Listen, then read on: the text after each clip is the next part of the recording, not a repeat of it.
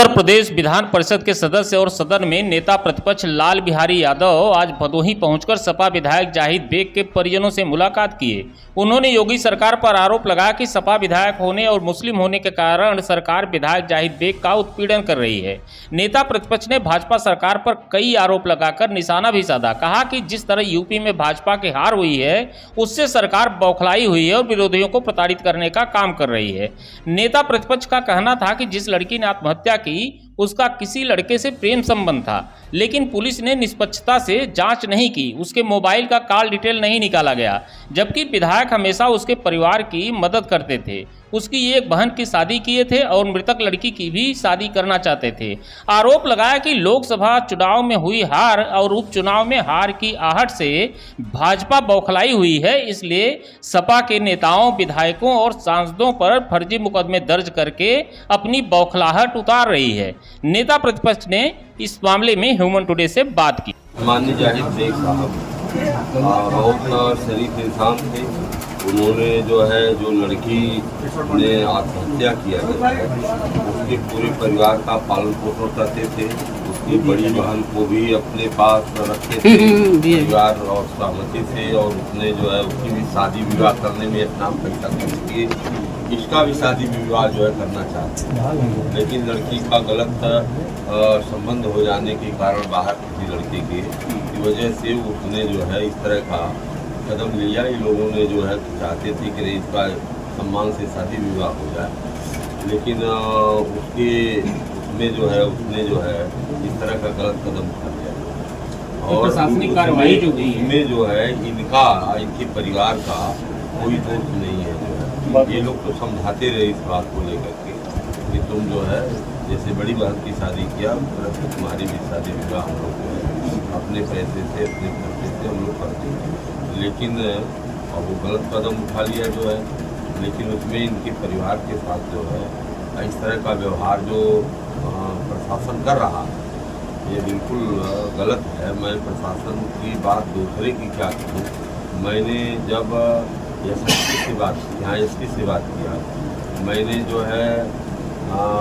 DIG से बात किया, मैं कोतवाल से बात किया, सबने कहा कि नहीं, हाँ जाहिद बेग जी के बेटे को पकड़ा गया था और छोड़ दिया गया।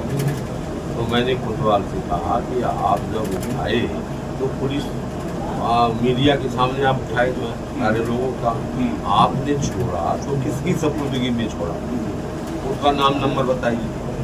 तो कोतवाल ने कहा कि हम नाम नंबर बताते हैं। फिर इसके बाद टेलीफोन ही नहीं उठाया। यह इनका जो कारनामा है यह पूरी तरह से कर रहे हैं। एक धर्म विशेष का ये होने के नाते इनको इस तरह का हैरेसमेंट किया जा रहा है।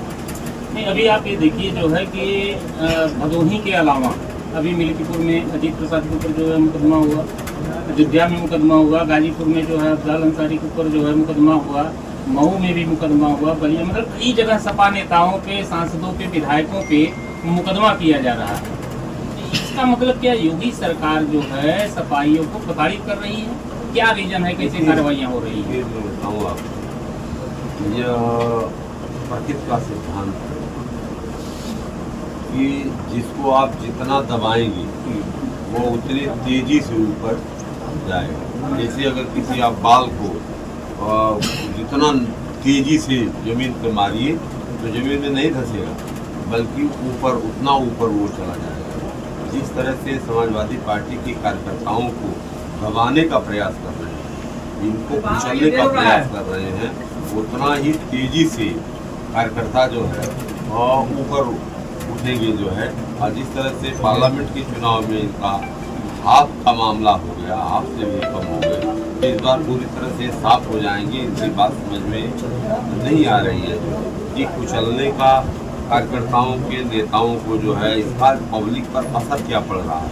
पब्लिक इनसे खुश हो रही है या नाराज हो रही है, इसका खामियाजा ये अगला चुनाव में भुगतेंगे। लोकसभा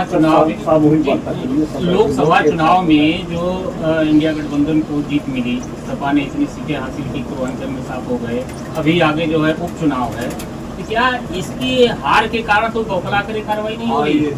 हार की बौखलाहट है, हार के कारण इनकी बौखलाहट है। ये कागज पर जो है बहुत कुछ नक्शा बना करके और आंकड़ा दे करके यह समाज में साबित कर रहे थे कि हम बहुत समाज का हित कर दिए जो, और मौके पर कुछ है नहीं। ज़मीनी हकीकत, हम लोग तो रोज़ गांव में रहते हैं, ज़मीनी हकीकत में कुछ नहीं है, लेकिन कागज में इनके आंकड़े बहुत बड़े हैं, जिसकी वजह से ये कागज में आंकड़े जो है तो अधिकारी बनाते हैं।